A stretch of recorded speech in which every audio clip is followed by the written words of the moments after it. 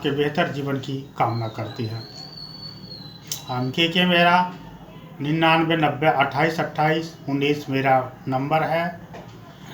कक्षा 6 से लेकर के 10वीं तक अगर किसी सब्जेक्ट में किसी भी स्टूडेंट को दिक्कत हो तो आप हमसे संपर्क करें।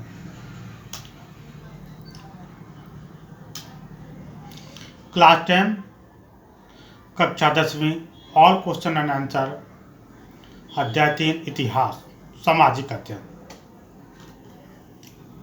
चैप्टर है नेशनलिज्म इन इंडिया, भारत में राष्ट्रवाद।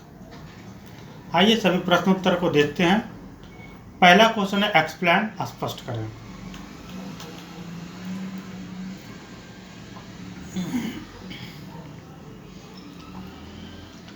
Why growth of nationalism in the colonies is linked to an anti-colonial movement?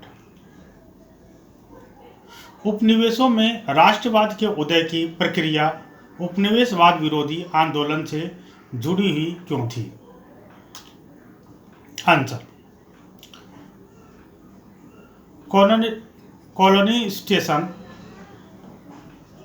colonization affected people, freedom and nationalist sentiments surged during the process of struggle against imperial domination. उपनिवेशीकरण ने लोगों की स्वतंत्रता को प्रभावित किया और शाही प्रभुत्व के खिलाफ संघर्ष की प्रक्रिया के दौरान राष्ट्रवादी भावनाओं में वृद्धि हुई। The sense of oppression and exploitation became a common bond for people from different walks of life, and this resulted in the growth of nationalist idea. उत्पीड़न और शोषण की भावना जीवन के विभिन्न क्षेत्रों के लोगों के लिए एक आम बंधन बन गई और इसके परिणाम स्वरूप राष्ट्रवादी आदर्शों का विकास हुआ। Thus, growth of nationalism in the colonies is linked to anti-colonial movement. इस प्रकार उपनिवेशों में राष्ट्रवाद का विकास उपनिवेशवाद विरोधी आंदोलन से जुड़ा हुआ है।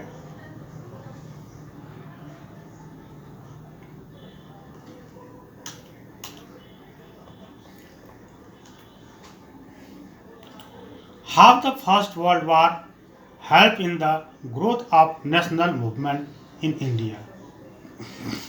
पहले विश्व युद्ध ने भारत में राष्ट्रीय आंदोलन के विकास में किस प्रकार योगदान दिया? Answer.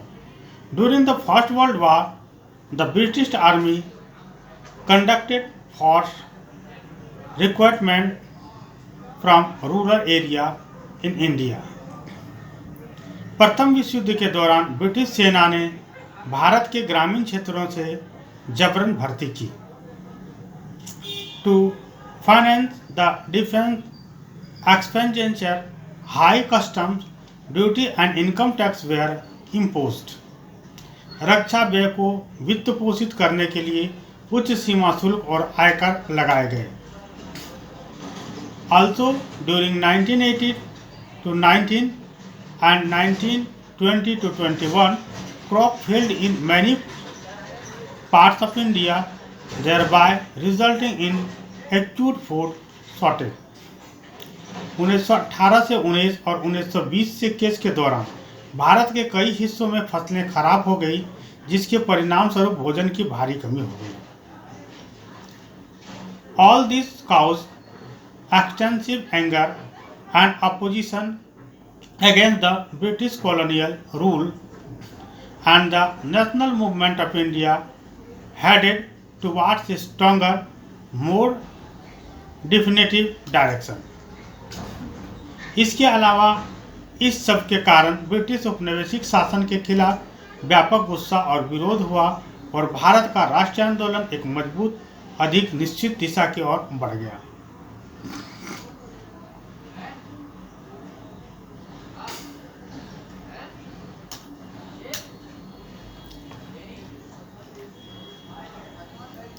Why India were outraged by the Rowlatt Act?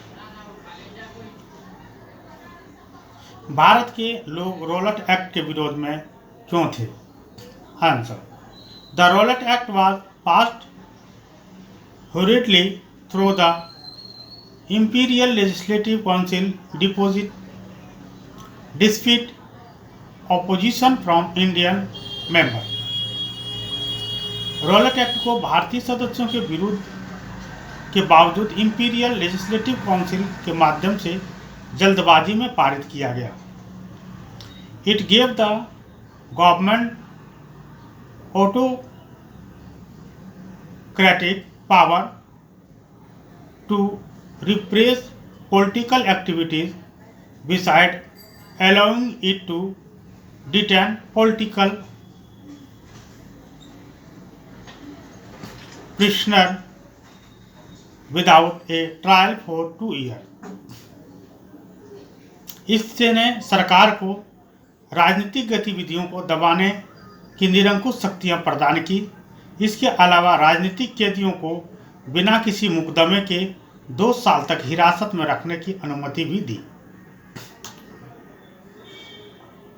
The Indian were outraged by this act as it was clearly dignity,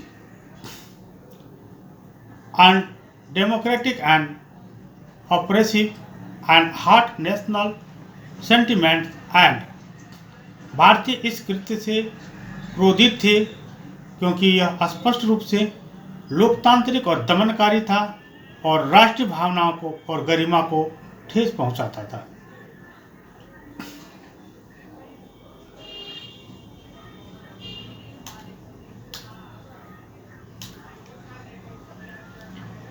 Why Gandhiji decided to withdraw the non-cooperation movement? Gandhi ji ने असहयोग आंदोलन को वापस लेने का फैसला क्यों लिया? Answer: Gandhi ji decided to withdraw the non cooperation movement due to various incident of violence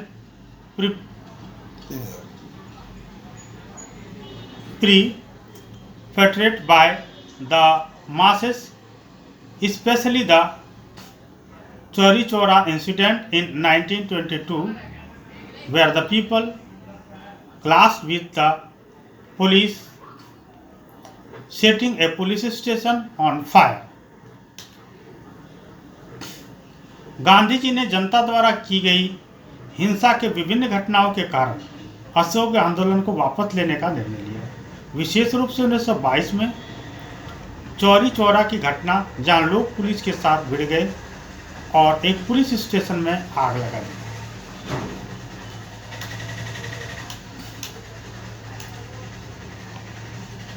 Gandhi ji felt that the people were not yet ready for a mass struggle and that satyagrahis needed to be properly trained for non-violent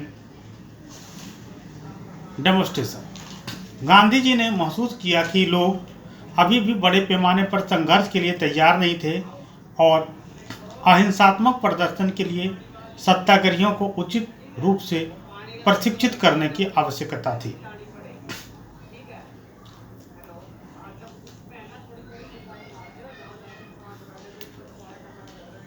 By what mean the idea सत्याग्रह? सत्याग्रह के विचार का क्या मतलब है? Answer: Satyagraha was a novel method of mass agitation. सत्याग्रह जन आंदोलन की एक नवीन पद्धति थी। The idea of Satyagraha emphasized upon the power of truth and the need of search for truth. सत्याग्रह के विचार में सत्य की शक्ति और सत्य की खोज की आवश्यकता पर जोर दिया गया। It suggests that if the cause was true and if the struggle was against injustice, then physical force was not necessary to fight the oppressor. इसने सुझाव दिया कि यदि कारण सत्य है और यदि संघर्ष अन्याय के विरुद्ध है तो उत्पीड़क से लड़ने के लिए शारीरिक बल आवश्यक नहीं है। Through non violent method a satyagraha could appeal the concession of the operation by the power of truth which was bound to win. अहिंसक तरीकों से सत्य की शक्ति से सत्याग्रह उत्पीड़क की अंतरात्मा को जगा सकता है जिसकी जीत निश्चित है।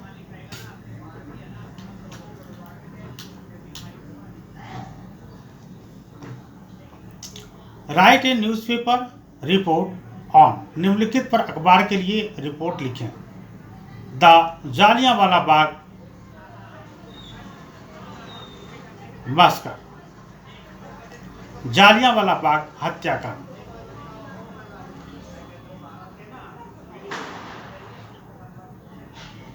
On 13 April 1990, a large crowd gathered in the enclosure ground of Jallianwala Bagh. Some of protest against the British government repressive measure, other to attend the annual Baisakhi fair. 13 अप्रैल 1919 को जालियांवाला बाग के संलग्न मैदान में एक बड़ी भीड़ एकत्रित हुई कुछ ब्रिटिश सरकार के दमनकारी उपायों के खिलाफ विरोध करने के लिए अन्य वार्षिक बैसाखी मेले में भाग लेने के लिए। These people were unaware of the imposition of martial law in the city. ये लोग शहर में मार्शल लॉ लागू होने से अनभिज्ञ थे। General Dyer, the commander, block the exit point from the Bagh and open fire upon the innocent citizen. Commander general Dyer ने बाग से बाहर निकलने के रास्तों को बंद कर दिया और निर्दोष नागरिकों पर गोलियां चला दी।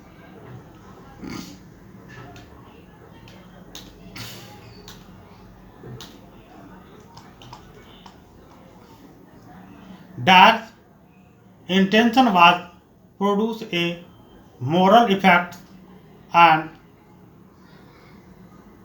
terrorize Satyagrahi.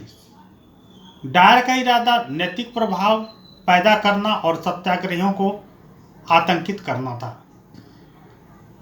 Hundreds of innocent people, including women and children, were killed and wounded due to this indiscriminate firing by the British soldier, which ultimately led to nationwide outrage। British सैनिकों की इस अंधाधुंध गोलीबारी के कारण महिलाओं और बच्चों सहित सैकड़ों निर्दोष लोग मारे गए और घायल हो गए, जिसके कारण अंततः देशव्यापी आक्रोश फैल गया। Jallianwala Bagh incident was the most brutal incident in the history of India. Jallianwala Bagh कांड भारत के इतिहास की सबसे क्रूर घटना थी।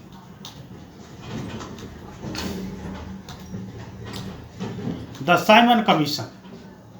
The Simon commission was constituted by the true government in Britain under sir John Simon. Simon commission का गठन ब्रिटेन में सर जॉन साइमन के अधीन टोरी सरकार द्वारा किया गया। The objective of commission was to look into the functioning of the constitutional system in India and suggest some constitutional changes. आयोग का उद्देश्य भारत में संवैधानिक प्रणाली के कामकाज को देखना और कुछ संवैधानिक परिवर्तनों का सुझाव देना था। But nationalists in India opposed the commission because it had not a single Indian member। लेकिन भारत में राष्ट्रवादियों ने आयोग का विरोध किया क्योंकि इसमें एक भी भारतीय सदस्य नहीं था।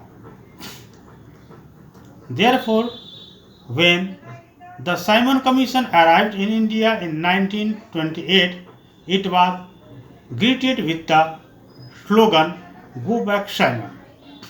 इसलिए जब 1928 में साइमन कमीशन भारत आया तो उसका स्वागत साइमन वापस जाओ के नारे के साथ किया गया। All parties including Congress and the Muslim League participated in the demonstration। प्रदर्शनियों में कांग्रेस और मुस्लिम लीग समेत सभी पार्टियों ने हिस्सा लिया।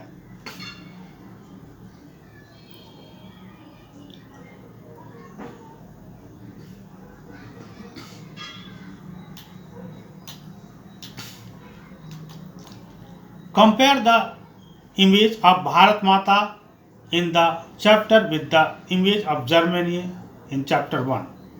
इस अध्ययन में दी गई भारत माता की छवि और अध्याय 1 में दी गई जर्मेनिया की छवि की तुलना कीजिए। The image of Germania was the symbol of German nation, where the image of Bharat माता was the symbol of Indian nation। Germania की छवि जर्मन राष्ट्र का प्रतीक थी, जबकि भारत माता की छवि भारतीय राष्ट्र का प्रतीक थी।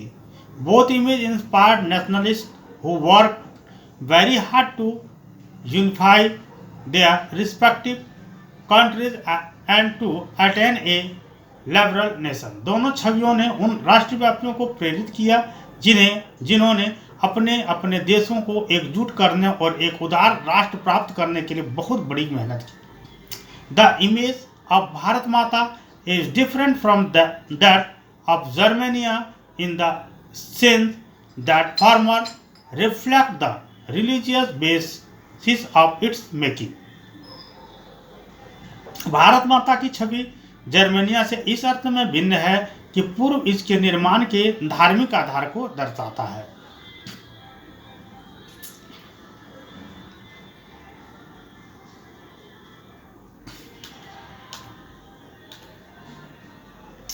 The image of Bharat Mata painted by Rabindranath Tagore is best word with learning, food, clothing and some aesthetic quality also। Rabindranath Tagore द्वारा चित्रित भारत माता की छवि विद्या, भोजन, यहाँ अ है इसको हटा दें, यहाँ रविंद्रनाथ टैगोर लिखे हैं, है ना। भोजन, वस्त्र और कुछ तपस्वी गुणों से भी सुसज्जित है।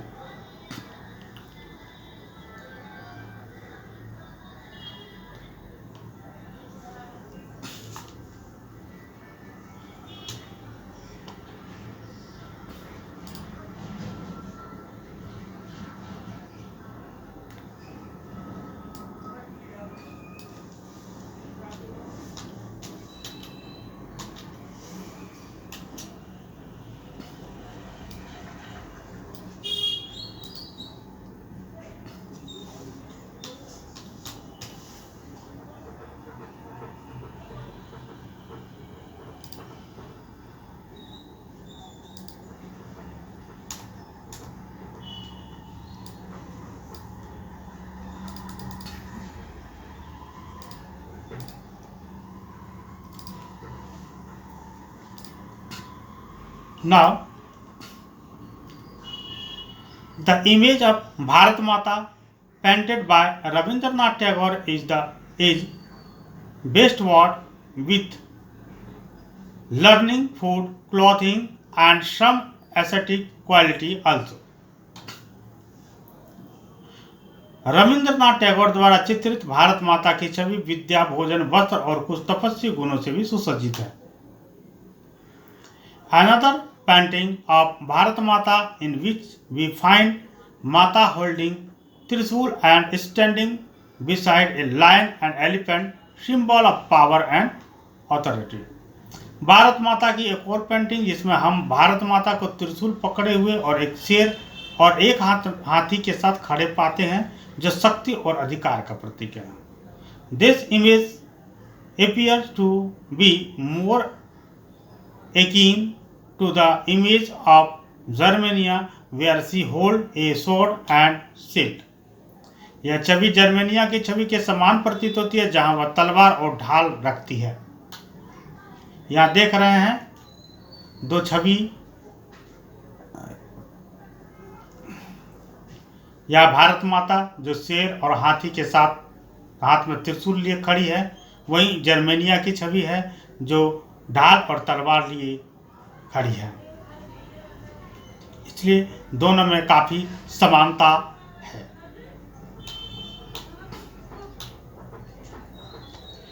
डिस्कस, चर्चा करें। List all the different social groups which joined the non-cooperation movement of 1921. Then choose any three and write about their hopes and struggle to show why they joined the movement. 1921 में असहयोग आंदोलन में शामिल होने वाले सभी सामाजिक समूहों की सूची बनाइए। इसके बाद उनमें से किन्हीं तीन को चुनकर उसकी आशाओं और संघर्षों के बारे में लिखते हुए यह दर्शाइए कि वे आंदोलन में शामिल क्यों हुए। Answer: the different social groups that joined the non-cooperation movement of 1921 were the urban middle class, comprising lawyers, teachers and headmaster, students, peasants, tribals and workers. 1921 के असहयोग आंदोलन में शामिल होने वाले विभिन्न सामाजिक समूह शहरी मध्यम वर्ग थे, जिसमें वकील, शिक्षक और प्रधानाध्यापक, छात्र, किसान, आदिवासी और श्रमिक शामिल थे।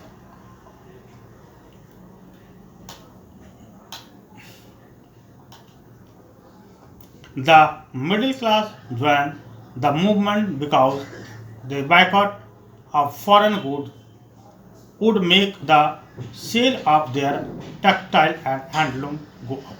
मध्य वर्गीय इस आंदोलन में शामिल हो गया क्योंकि विदेशी वस्तुओं के बहिष्कार से उनके कपड़ा और हथकरघा की बिक्री बढ़ी। The peasants took part in the movement because they hoped they would be saved from the oppressive landlords, high taxes taken by the colonial government. किसानों ने आंदोलन में भाग लिया क्योंकि उन्हें आशा थी कि वे दमनकारी जमींदारी औपनिवेशिक सरकार द्वारा लिए जाने वाले उच्च करों से बच जाएंगे। Plantation worker took part in the agitation, hoping they would get the right to move freely in and outside the plantation and get land of their own villages. बागान श्रमिकों ने इस उम्मीदों से आंदोलन में भाग लिया कि उन्हें बागानों के अंदर और बाहर स्वतंत्र रूप से घूमने और अपने गांव में जमीन पाने का अधिकार मिलेगा।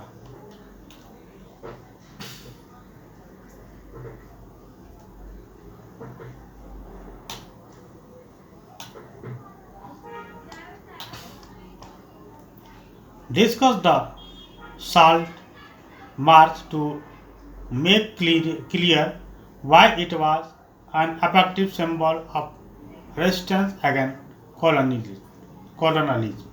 नमक यात्रा की चर्चा करते हुए स्पष्ट करें कि यह उपनिवेशवाद के खिलाफ थे। Answer: The Salt March was an effective symbol of resistance against colonialism because it was done in revolt against a commodity salt used by the rich and the poor alike. नमक मार्च उपनिवेशवाद के खिलाफ प्रतिरोध का एक प्रभावी प्रतीक था क्योंकि यह एक वस्तु नामक नमक जिसका उपयोग अमीर और गरीब दोनों द्वारा समान रूप से किया जाता था के खिलाफ विद्रोह में किया गया था। The tax on salt and the government monopoly over its production was a severely oppressive administrative move. नमक पर कर और इसके उत्पादन पर सरकार का एकाधिकार एक गंभीर दमनकारी प्रशासनिक कदम था। नमक पर कर और इसके उत्पादन पर सरकार का एकाधिकार एक गंभीर दमनकारी प्रशासनिक कदम था।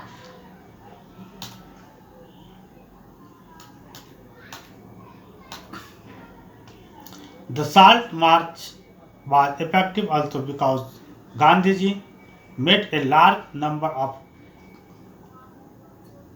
commoners during the march and he taught them the true meaning of Swaraj and non-violence. नमक मार्च इसलिए भी प्रभावी था क्योंकि मार्च के दौरान गांधी जी बड़ी संख्या में आम लोगों से मिले और उन्होंने उन्हें स्वराज और अहिंसा का सही अर्थ सिखाया. By peaceful defying a law and making assault against government order, Gandhiji set forth an example of the whole nation of how the oppressor would be confronted in a non-violent manner. शांतिपूर्ण तरीके से कानून की अवहेलना करके और सरकारी आदेशों के खिलाफ नमक बनाकर गांधी जी ने पूरे देश के सामने एक उदाहरण पेश किया कि कैसे अत्याचारी का अहिंसक तरीके से मुकाबला किया जा सकता है. This also led to the civil disobedience movement in 1930. इससे 1930 में सविनय अवज्ञा आंदोलन भी शुरू हुआ. इससे 1930 में सविनय अवज्ञा आंदोलन भी शुरू हुआ.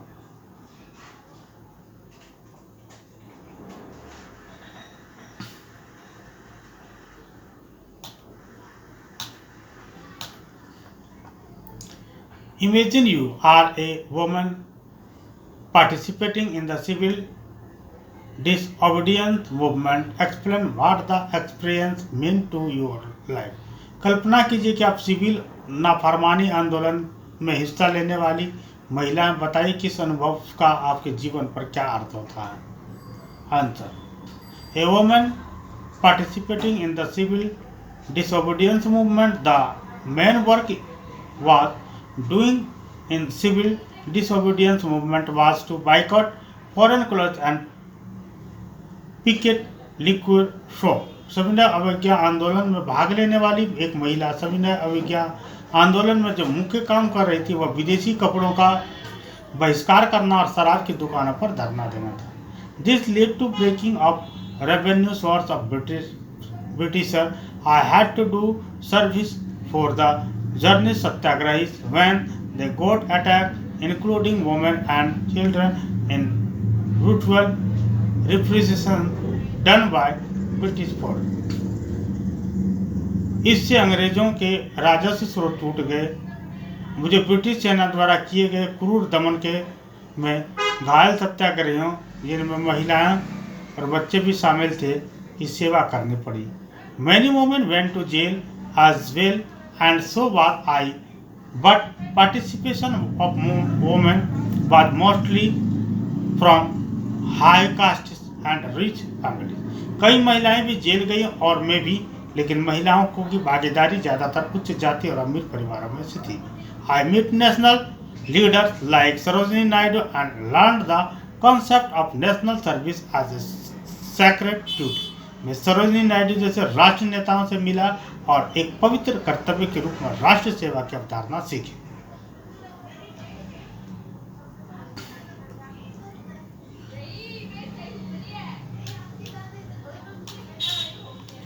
Why did political leaders differ sharply over the question of separate selectors?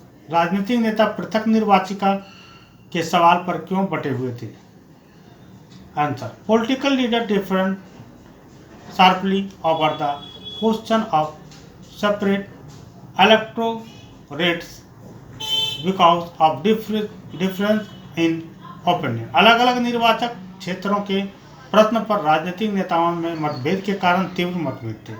While those supporting the cause of minorities and the Dalits believed that only political empowerment would resolve their social backwardness. Others, like Gandhiji, thought that separate electorates would further slow down the process of their integration into society. जबकि अल्पसंख्यकों और दलितों के हितों का समर्थन करने वालों का मान्यता था कि केवल राजनीतिक सशक्तिकरण ही उसके सामाजिक पिछड़ेपन को हल करेगा। गांधी जी जैसे अन्य लोगों ने सोचा कि अलग निर्वाचन मंडल समाज में उनके एकीकरण की प्रक्रिया को धीमा कर देगा। Also it was feared that the system of separate electorates would gradually divide the country into numerous fragments because every community or class would then ask for separate representation। साथ ही यह भी आशंका थी कि पृथक निर्वाचक क्षेत्र की प्रणाली धीरे धीरे देशों को कई टुकड़ों में विभाजित कर देगी, क्योंकि तब प्रत्येक समुदाय या वर्ग अलग अलग प्रतिनिधित्व की मांग करेगा।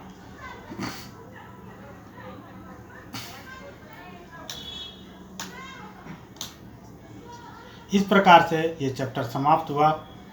धन्यवाद। और आप सब नमस्कार। राजमणि देवी शिक्षण संस्थान आपके बेहतर जीवन की कामना करती है। पढ़ाई संबंधित सभी समस्याओं का समाधान राजमणि देवी शिक्षण संस्थान। कक्षा 6 से 12 आप पढ़ें हिंदी और इंग्लिश मीडियम से एक साथ। अंग्रेजी बोलना सीखें। कंप्यूटर डिप्लोमा ओपन से घर बैठे 10th और